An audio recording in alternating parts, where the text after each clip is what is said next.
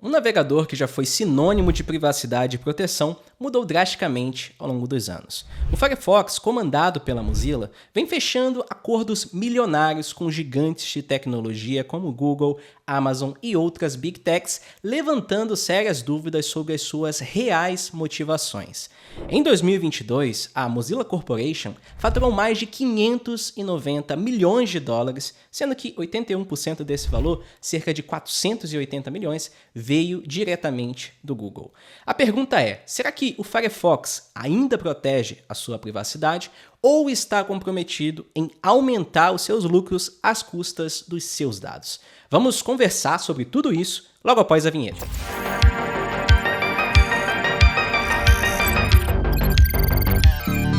Antes de começarmos, dá uma olhada nesse celular aqui. Ele é um Google Pixel rodando o Graphene OS, uma distribuição do Android feita para quem realmente leva segurança e privacidade a sério. Lá no treinamento Android privado, nós temos diversas análises e conteúdos completos sobre esse cara aqui, que muitos dizem ser o celular mais seguro do mundo. A gente estuda tão profundamente o Android lá no nosso treinamento que hoje eu fico totalmente tranquilo sobre a segurança do meu celular. Porque eu sei que mesmo que um cybercriminoso tenha acesso a ele, com certeza ele vai ter muito trabalho para poder descobrir alguma coisa, para poder hackear, enfim, graças ao processo de blindagem que eu fiz no meu aparelho. Você tem essa mesma confiança com o seu celular? Se não, novembro vem aí, inscreva-se na lista de espera do treinamento Android privado para poder ser avisado sobre a próxima turma. Se você não quiser esperar até lá, também conheça o meu programa de mentoria individual. Vou deixar os links aqui na descrição, onde a gente aborda, por exemplo, sobre esse carinha aqui, o Graphene OS.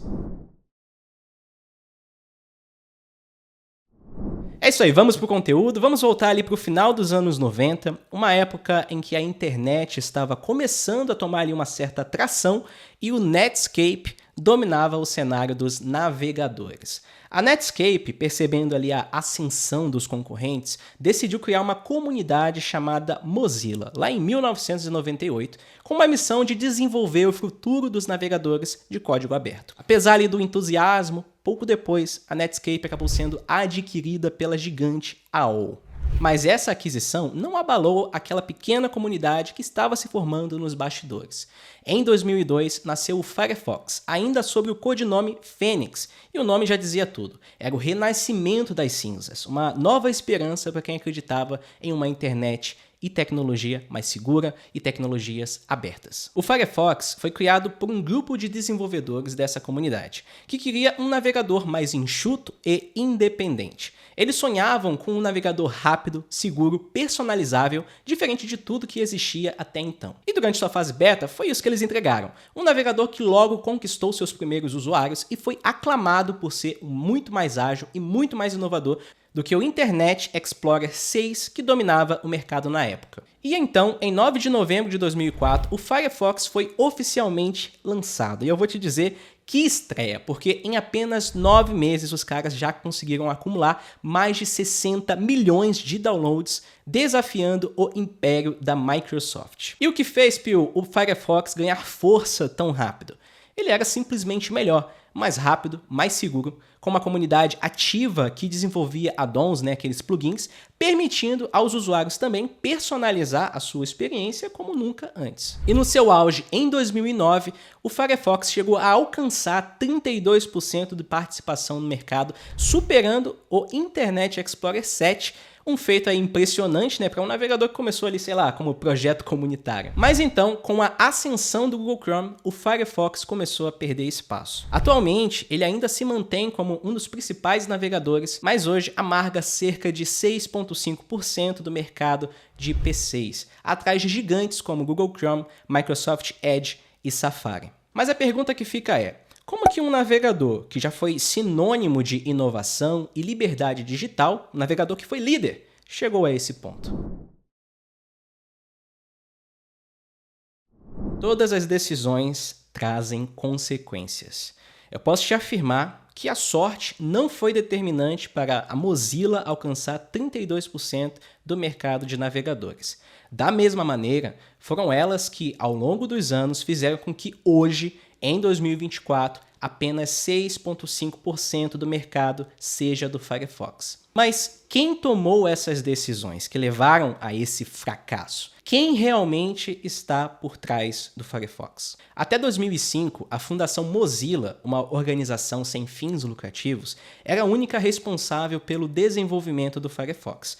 Só que depois desse ano, tudo mudou. Foi criada a Mozilla Corporation, ou a Corporação Mozilla, uma empresa com fins lucrativos que teria como uma única dona, a fundação, com um objetivo muito claro: lidar com as operações para gerar receita, pois a fundação, por ser uma organização ali sem fins lucrativos, não podia ter receitas diretamente. A criação dessa entidade comercial marcou o início de uma nova fase para o Firefox, onde questões de mercado, ao longo dos anos, começaram a ganhar peso em vez dos seus princípios. A Mozilla Corporation assumiu o desenvolvimento do navegador e o relacionamento com grandes empresas do setor de tecnologia, como o Google. A princípio, parecia ali acordos inofensivos, vamos dizer. O Google pagaria a Mozilla para ser o motor de busca padrão do Firefox. Mas ao longo do tempo, essa parceria levantou dúvidas sobre suas verdadeiras motivações. Logo em 2006, 85% das receitas da Mozilla vinham do Google. E esse foi o padrão de todos os próximos anos. Em 2022, a dependência da Mozilla em relação ao Google ainda continuava com impressionantes 81% do faturamento, um total ali de 480 milhões de dólares. Essa relação criou uma situação complicada. Como que um navegador que se diz defensor da privacidade pode depender tanto de uma empresa cujo modelo de negócios é baseado na coleta de dados e publicidade? Mas não parou por aí. A Mozilla também firmou parcerias com outras gigantes da tecnologia, como Yahoo, Microsoft, eBay e até buscadores locais, como o Yandex da Rússia e o Baidu da China. Todas essas empresas, entenda, em algum nível, elas têm interesses comerciais que vão ali na contramão da proteção da privacidade do usuário. Essas e novas decisões, como a compra de uma empresa de anúncios chamada Anonim, parcerias com redes também de anúncios chamada Ad Marketplace e, por fim, estampar lá o Firefox em seu próprio site como um local para anunciantes. Tudo isso mostra, na minha visão, que a Mozilla tem cada vez mais levado o Firefox para longe do seu propósito original. Mas toda decisão tem consequências. E as consequências das más decisões? O navegador que foi construído com base em ideais tão nobres, hoje se vê cada vez mais envolvido com práticas que beneficiam o modelo de anúncios, favorecendo empresas que, muitas vezes, não têm a privacidade nem mesmo a transparência como prioridade. O que poderia ter sido um navegador verdadeiramente independente, gradativamente, ao longo dos anos, vem cedendo aos interesses das grandes corporações e, ao mesmo tempo, perdendo o mercado. Sob o controle da Mozilla Corporation, que tenta se esconder ali atrás da imagem da Fundação Mozilla, o Firefox se afastou do seu propósito inicial. Para muitos, a ideia de que a Mozilla é somente mantida por doações e voluntários até pode soar ali convincente, mas a realidade é bem diferente. A maior parte da receita vem de gigantes como o Google, o que coloca em dúvida sim o compromisso da corporação com a privacidade dos seus usuários. A crítica aqui não é o fato da Mozilla Corporation ser uma empresa com fins lucrativos. Isso é esperado no mundo dos negócios, isso é comum. O problema é tentar esconder essa realidade fingindo não ser uma EdTech, uma empresa de anúncios, atrás ali de uma fundação sem fins lucrativos, mascarando seus interesses comerciais. Ser transparente com os usuários é um mínimo, gente, que se espera de uma empresa que se orgulha em defender a privacidade. Por que não deixar isso claro, separando lá os sites da Mozilla Corporation, da Mozilla Foundation? Deixar claro que sim, o Firefox tem sido usado como um espaço publicitário. Mostrar claramente quais são os produtos, espaços publicitários, sem tentar ficar amenizando ali a parceria com as Big Techs. Jogar real, cartas na mesa. Existem projetos, como por exemplo a Proton, que agora tem uma fundação, o Signal também, que tem uma fundação e uma empresa comercial, que consegue ser transparente quanto aos seus interesses comerciais. E ainda assim consegue também causar um impacto positivo. Isso é muito importante. E na minha visão, esse é o caminho. Deixar claro o que é produto comercial e o que faz parte de uma fundação. Sem isso, fica muito difícil defender as últimas ações que a Mozilla tem feito com o Firefox. Parcerias com eBay, Microsoft, Amazon, Google, tudo isso coloca em xeque muitas coisas que a Mozilla fez ao longo de todos os anos. E falando de transparência, eu vou aproveitar aqui a oportunidade para poder falar uma coisa. No começo da Privacy Map, éramos um projeto e comunidade open source que focava ali na colaboração voluntária. Hoje, nós somos uma empresa com fins lucrativos, com uma missão social sim muito bem definida, que é entregar privacidade e segurança para pessoas e organizações, só que através dos nossos produtos e serviços. Esse é um modelo que faz sentido para mim, esse é o modelo que faz sentido para a gente. Pode até ser que um dia a gente consiga crescer o bastante para te dar mais alternativas, seja em aplicativos, em celular, e que a gente consiga separar talvez as operações, talvez criar uma fundação para causar ali mais impacto. Não sei, é um talvez. Mas você sempre vai saber onde estamos e para onde estamos indo. Essa é a diferença. Jogar limpo, jogar com transparência, cartas na mesa, sem ficar tentando se esconder atrás de fundação. Mas, Pio, você não recomenda mais o Firefox? Eu não posso negar todas as contribuições que a Mozilla fez com o open source, com o movimento do software livre, foi tudo muito bom.